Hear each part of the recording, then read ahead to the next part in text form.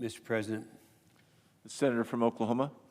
Mr. President, it was my understanding that prior to my remarks on the floor, we were going to recognize the senator from Minnesota for 10 minutes or so.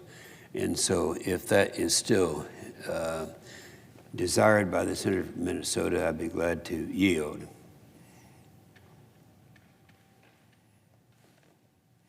And since the senator from Minnesota is not present, I'll go ahead and make my remarks. I do ask you to consent that I be recognized as if in morning business for such time as I shall consume. Without objection. Thank you. First of all, I'm here today to share some news about a key subject we've been talking about for quite some time, and that is Ligado. It's a complicated thing. It's something that where one company was able to rush over a weekend in April of 2020 and get recognized and get agreement from the FCC to have an operation that deals with the individuals that are wanting to be involved in this group. The 15 government departments and agencies signed a petition for reconsideration of a flawed decision. Now keep in mind, this is a decision by the FCC to give the NTIA and the National National Telecommunications and Infrastructure Administration because they manage federal spectrum. Now, when the new administration was sworn in January, the petitions were still pending.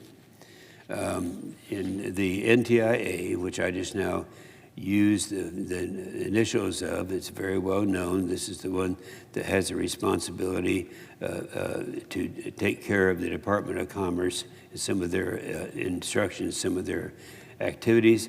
So I spoke with Secretary Gina Raimondo, who was the Secretary of the Commerce for the new administration, about the importance of continuing the petition for reconsideration. I also followed up with a letter. Now, what's a petition of reconsideration? What we're talking about here is that a decision was made by the FCC, and they've been petitioned by almost every bureaucracy and many, many individuals, over 100, to have a reconsideration. And this has not happened yet. And so we changed administrations, and of course the new administration came in. Secretary Gina Raimondo did a great job about the importance of continuing the petition for reconsideration. I want to make sure that even with the change in administration and government departments and agencies still wanted to see the harmful order repealed.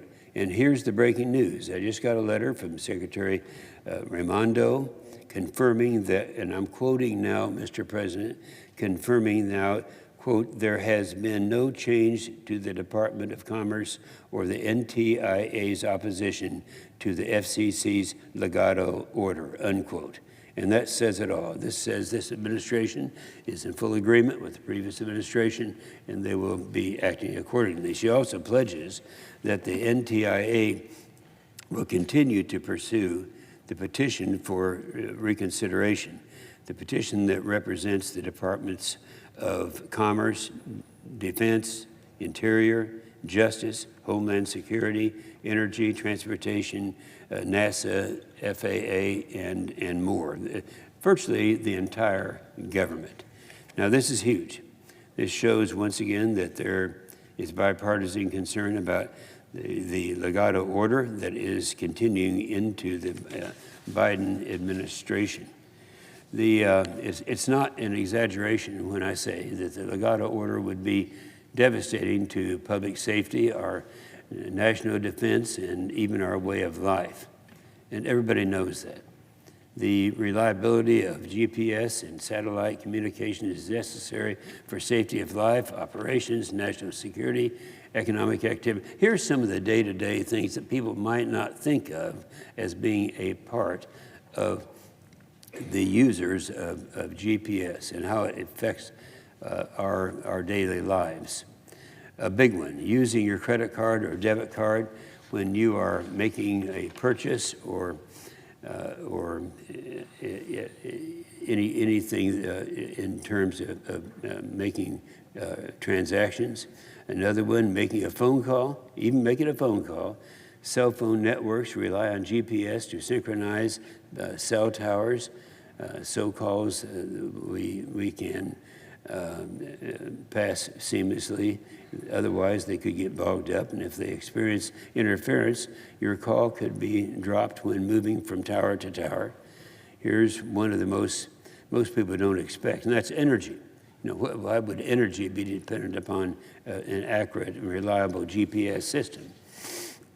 Well, whether that is filling up your tank at the pump or managing electrical grids to light our homes, we rely on GPS timing to safely operate underground pipelines and our electricity grid.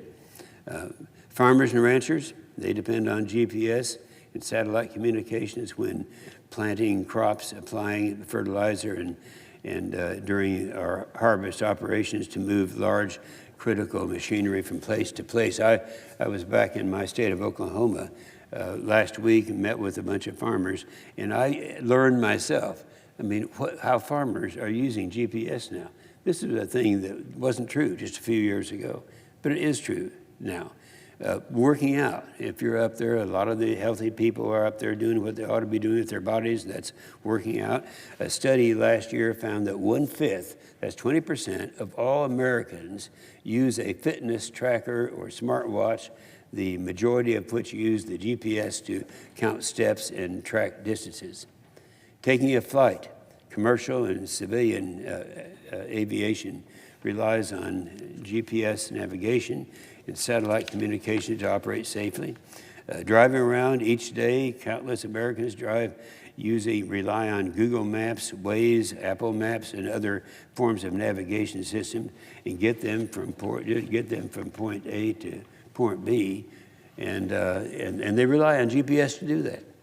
And while no one hopes that they ever need a fire truck, an ambulance, or other emergency services, 9/11 operators and EMS use GPS and satellite communications to locate a caller and navigation as quickly as possible. We had a hearing just a few weeks ago, and we had the Helicopter Operators Association talk about their emergency runs and what would happen to them if they lost the liability of GPS. And there's more, weather forecasting, movement of goods on highways, surveying maritime harbors, channelings, operation with construction and mining equipment. The list goes on and on. I had a personal experience about 20 years ago with one of the uses. That is, I had occasion with 3 individuals and participants to fly an airplane around the world.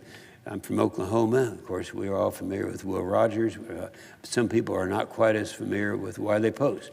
Wiley Post flew around with Will Rogers around the world. And so what I was doing was replicating that flight in my plane around the world. And I was using a Trimble, that's a manufacturer, a Trimble TNL 2000.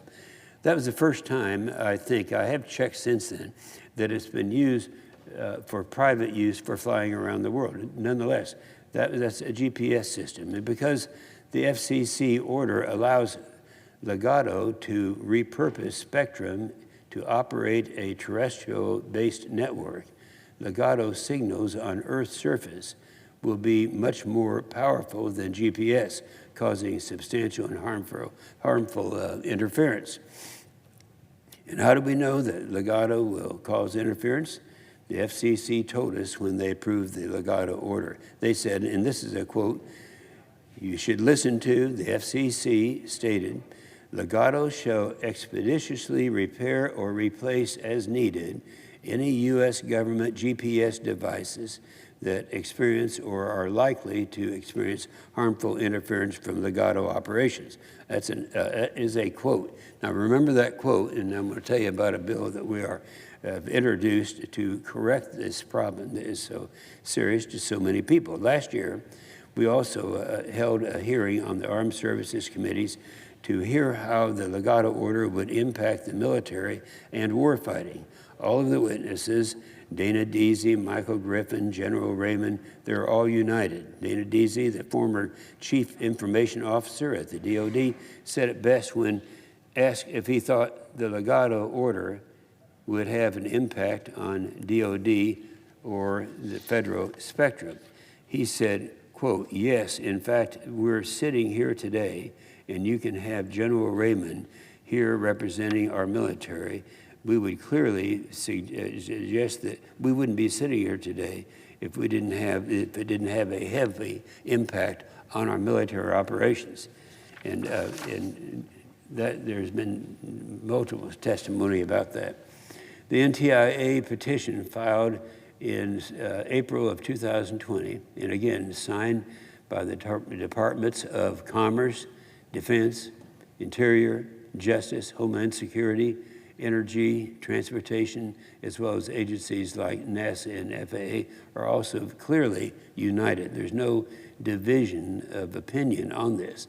That alone should be enough to overturn the order. But if not, we need to make sure federal agencies, state governments, and all other negatively impacted by actions of Ligado are not left holding the bag when it comes to costs. And worse, aren't put in a position where they have to push the costs onto the American consumers. Everyone is on our side with this, the whole of government, over 100 private sector groups.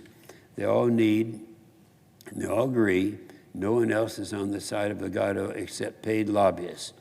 Ligado has said this order is about winning the race to 5G and beating China.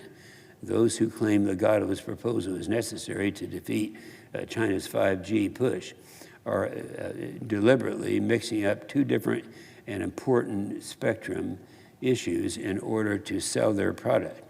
The sharing of mid-band 5G spectrum by DoD with industry and harmful interference of Ligado's signal when the low-band GPS signals used in nearly every aspect of daily life. Ligado's spectrum they are repurposing is not in the prime mid-band spectrum being considered for 5G.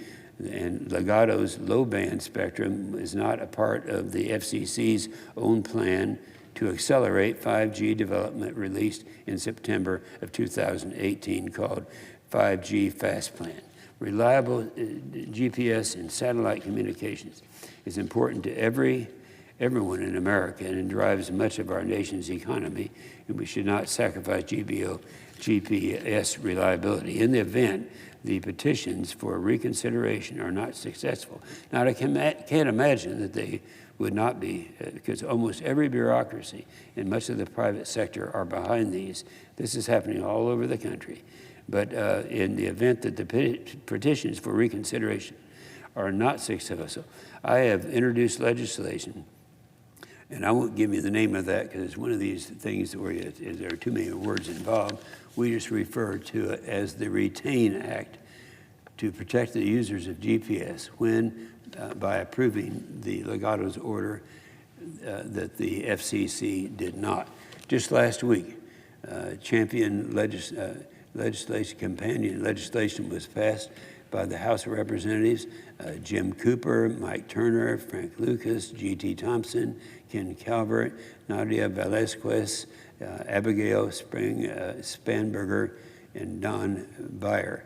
They introduced companion legislation to that legislation that we are currently introducing. And as of last week, we have more than 100 organizations who've signed a letter supporting the Retain GPS Act to hold Ligado accountable for interference that they caused. Now, clearly the momentum is with us, and the letter from the Secretary Raimondo I announced earlier is a great example of that. And clearly, today's announcement is a big step for the good guys. Now, let me make sure people understand what we're talking about. We're talking about those who are responsible, that is Ligado, for the use of that spectrum. If and when, as most people are predicting, it does something that damages the GPS system, and we're talking about the system that every user in America uses, that if they do that, then they have to pay for it. That's all.